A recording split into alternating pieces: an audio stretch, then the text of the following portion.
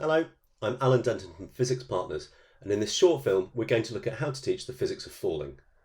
This film is part of a series to help you with your physics teaching, especially if you are new to teaching, new to physics, or just looking for some new ideas. I'll focus on the common misconceptions that students have and give some tips for introducing this concept, especially if you are teaching remotely. Feel free to pause the video to take notes or rewind and watch again. One of the first things we have to consider is what students already know. Ideally, before they come into our lesson on falling, they should know how to draw force diagrams and the names of the different forces. If the forces on an object are balanced, then that object will remain at rest or will travel with a constant velocity, that is the same speed and the same direction, until an external force is acted. If the forces are unbalanced, then there will be an overall force acting in one direction and the acceleration will be in that direction.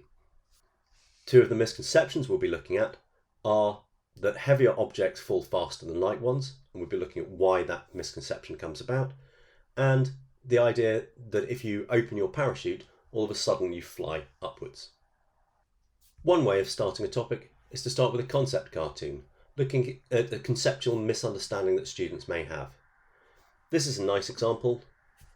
Have a pause of the video, have a think, which of those students has come up with the best answer?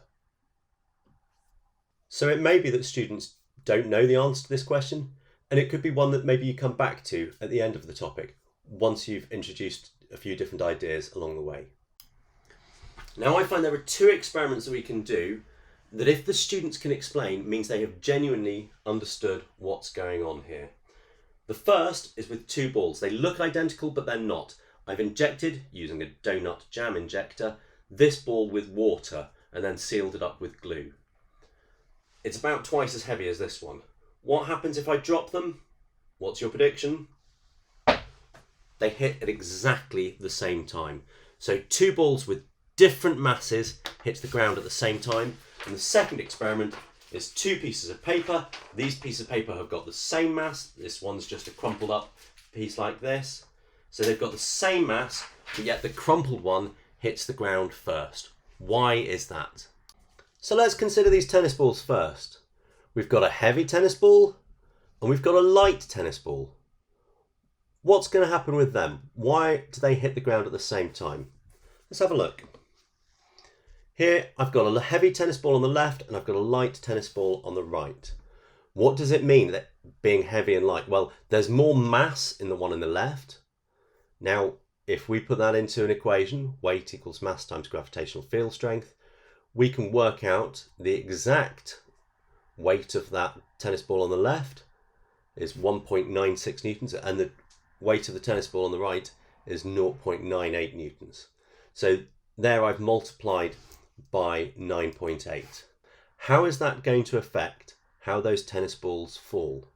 Well, we can use the equation force equals mass times acceleration. If we rearrange that, so we've got acceleration equals force divided by mass, we can then plug in the numbers from the weight, because at the moment, when they start falling, the only force acting on those balls is the weight. So if we put those numbers in, on the left-hand side, we've got twice the weight, but twice the mass, giving us an acceleration of 9.8 meters per second squared.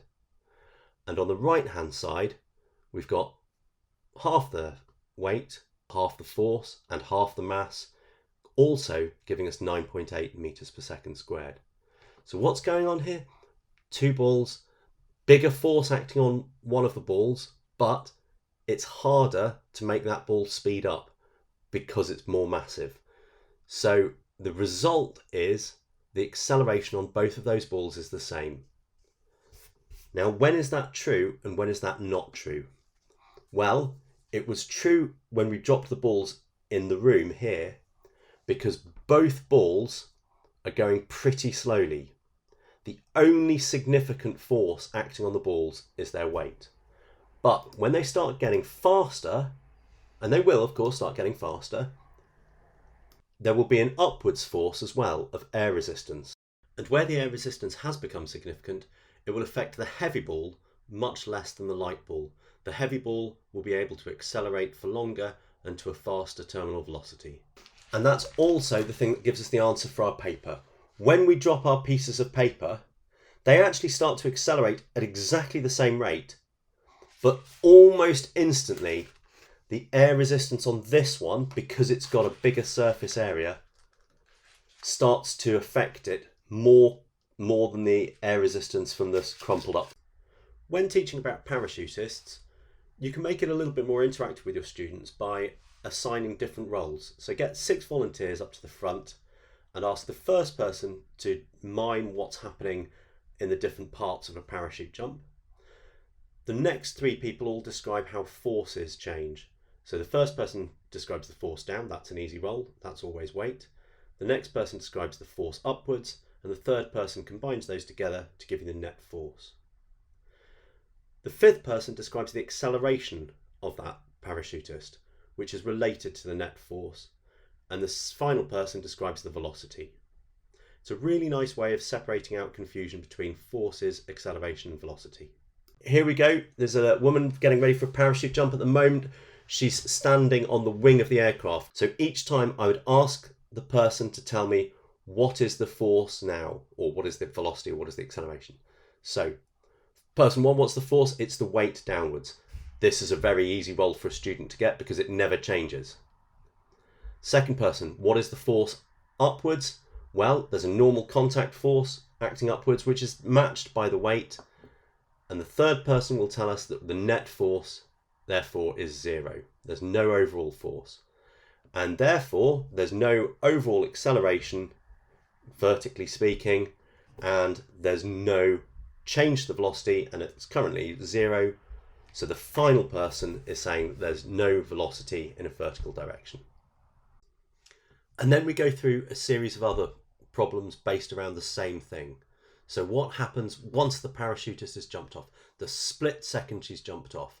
And again, the students tell us what's happening to the forces, accelerations and velocities. What's happened after the parachutist has been going for a few seconds? What's happening after she's been going for 30 seconds? What happens the second she opens the parachute? And all of a sudden you get that large force upwards. Note, at this point, the acceleration is in the opposite direction to the velocity.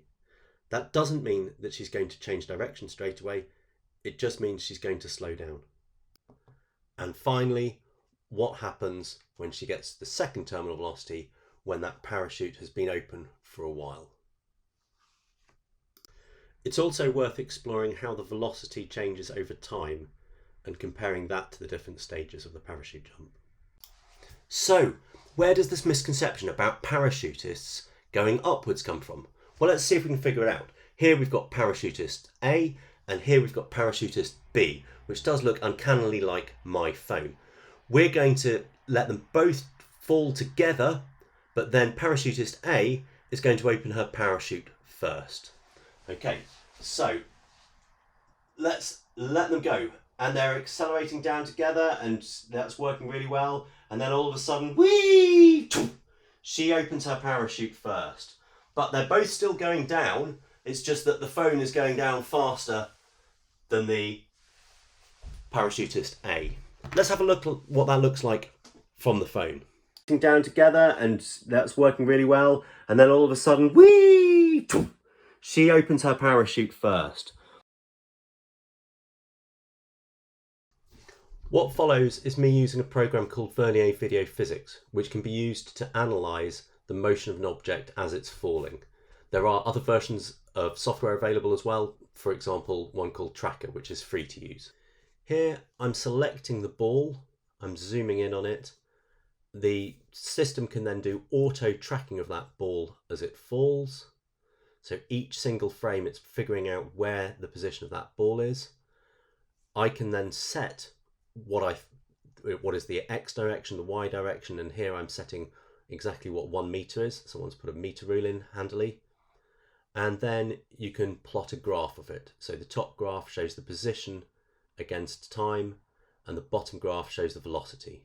And the gradient of that velocity graph should be minus 9.8 meters per second squared. Hopefully you've seen, whilst there are a lot of misconceptions that students can have in this topic, there are some sensible things we can do to help with them. I hope that's been help in teaching this topic. Hope to see you again soon. Thank you.